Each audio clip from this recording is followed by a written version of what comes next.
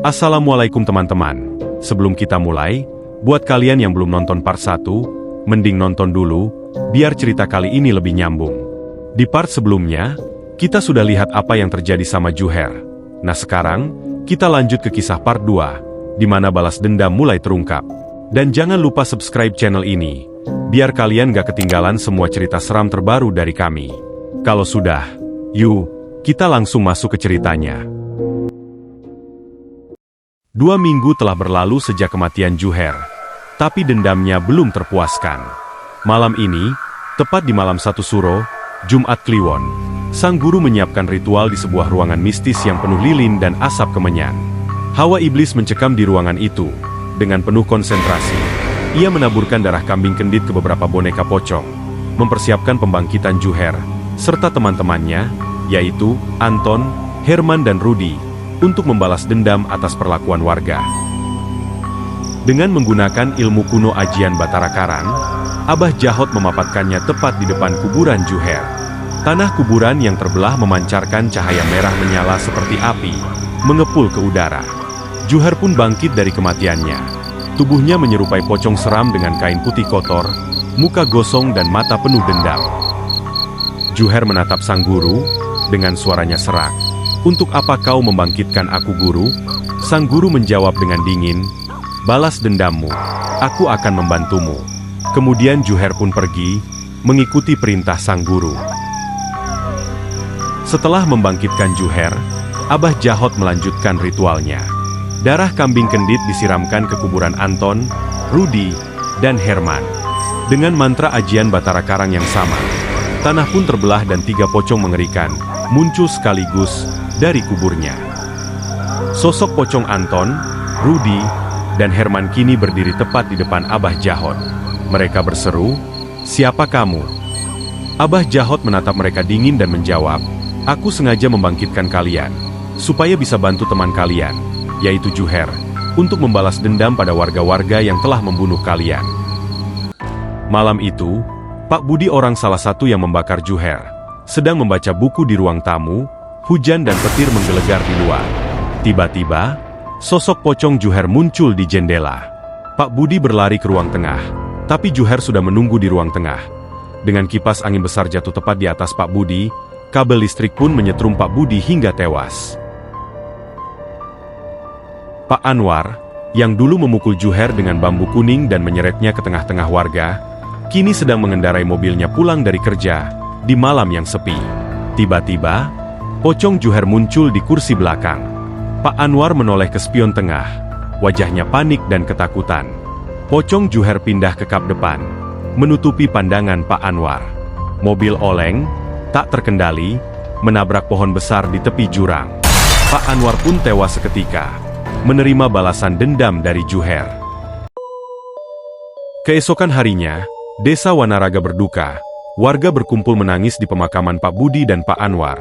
2 tokoh masyarakat itu tewas dengan cara yang tidak wajar, meninggalkan ketakutan dan kesedihan mendalam bagi seluruh warga.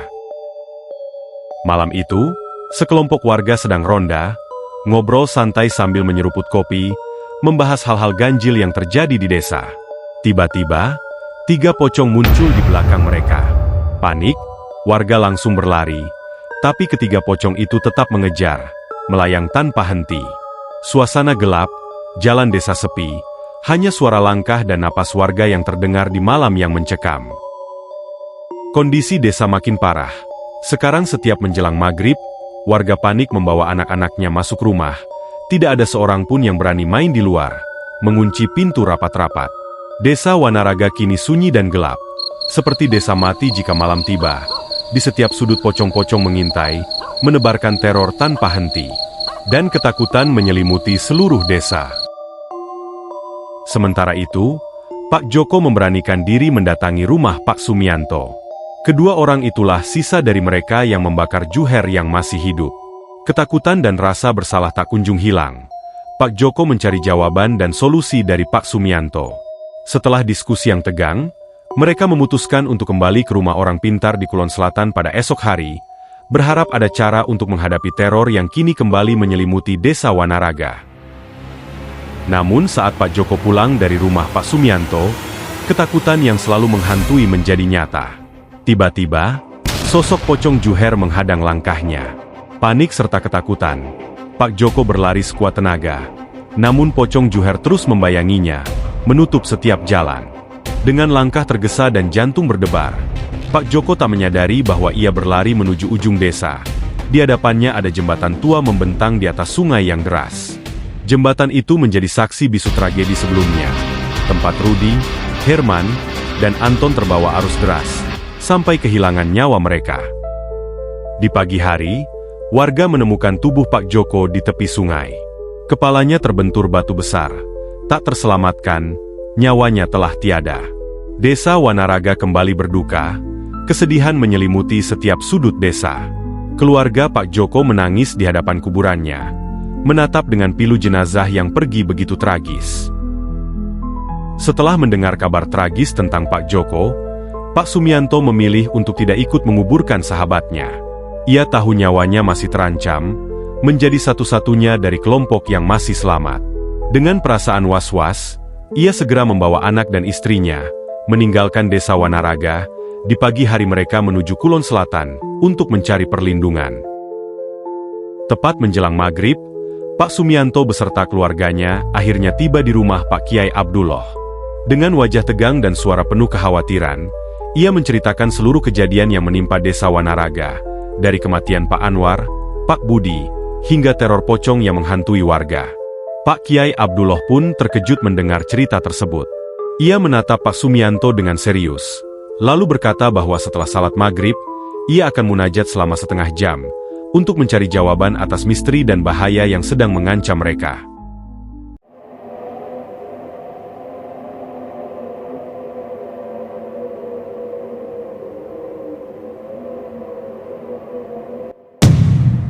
Setelah bermunajat selama setengah jam, Pak Kiai Abdullah menatap Pak Sumianto dengan serius. Ia menjelaskan bahwa Guru Juher memiliki ilmu Batara Karang, sebuah ilmu yang mampu membangkitkan jenazah yang penuh dendam. Ilmu ini termasuk golongan hitam tingkat paling tinggi, yang dilarang dan sangat berbahaya. Dengan nada yang takut, Pak Sumianto bertanya, "Terus kira-kira, kita harus gimana Pak Kiai?" Kemudian Kiai Abdullah mengatakan, "Jalan satu-satunya saya harus menghadapinya secara langsung, agar semuanya selesai. Jadi malam ini kalian menginap dulu di sini, besok pagi kita berangkat." Esok pagi, Kiai Abdullah berangkat ke kota bersama Pak Sumianto dan keluarganya, menempuh jalan satu-satunya yang harus mereka lewati untuk berhadapan langsung dengan Guru Si Juher. Suasana tegang menyelimuti perjalanan mereka. Tepat jam 7 malam, mereka tiba di rumah Pak Sumianto. Kiai Abdullah segera menanyakan lokasi kuburan Juher, Anton, Rudi, dan Herman. "Biarkan saya yang ke sana," tegasnya. "Pak Sumianto, jangan ikut. Ini terlalu berbahaya, apalagi nyawamu yang menjadi incaran." Di kuburan Rudi, Herman, dan Anton, Kiai Abdullah melantunkan ayat suci dengan suara tegas. Tiga pocong itu kepanasan. Tubuh mereka bergemetar, aura hitam memudar. Akhirnya, mereka menunduk di hadapan Kiai, memohon ampun dan mereka pun kembali ke asalnya. Kemudian Kiai Abdullah mendatangi Juher. Juher sempat melawan karena dendamnya masih membara. Tapi begitu Kiai mulai membaca ayat suci, aura gelap Juher memudar. Dia minta ampun karena kesakitan. Kiai Abdullah menanyakan di mana gurumu. Dengan suara kesakitan, Juher pun terpaksa mengatakannya.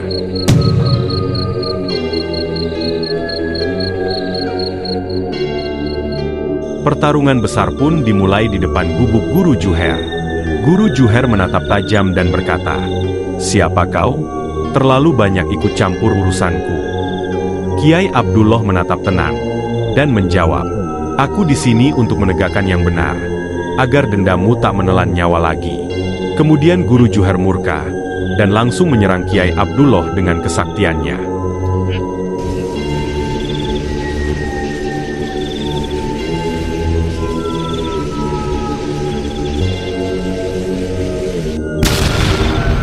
Kiai Abdullah akhirnya berhasil mengalahkan kesaktian Guru Juher dan melumpuhkannya.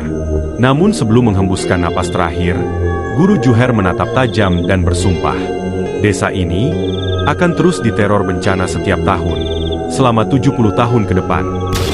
Kutukan itu menggema, meninggalkan hawa dingin dan ketakutan yang membekas di seluruh desa Wanaraga. Setelah semua berakhir, Kiai Abdullah menggelar pengajian di musolah desa Wanaraga. Warga berkumpul, mendengarkan dengan hikmat. Kiai Abdullah menjelaskan, semuanya kini telah tenang. Tapi kita harus selalu waspada dan memohon perlindungan.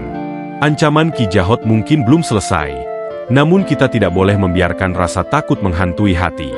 Malam itu, desa yang dulu mencekam kini hening. Namun, di kejauhan, bayangan samar bergerak, seakan mengingatkan, bahaya bisa datang kapan saja. Dendam dan keserakahan hanya akan membawa kehancuran. Hormati sesama, jaga hati, dan jangan biarkan amarah menguasai hidupmu. Terima kasih telah menonton sampai akhir. Wassalamualaikum.